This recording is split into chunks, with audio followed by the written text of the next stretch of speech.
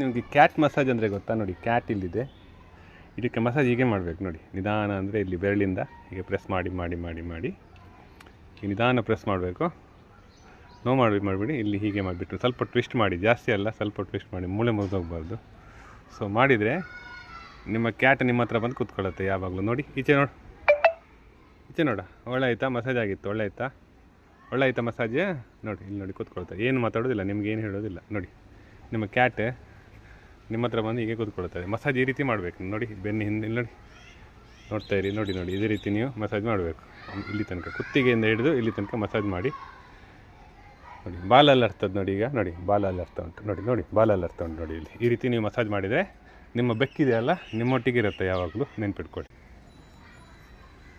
So ಚೆನ್ನಾಗಿ ಈಗ ನಿದ್ರೆ ಮಾಡ್ತಾ ಇದ್ದಾನೆ ಅವನು, ತುಂಬ ಇದಾಗಿದ್ದಾನೆ.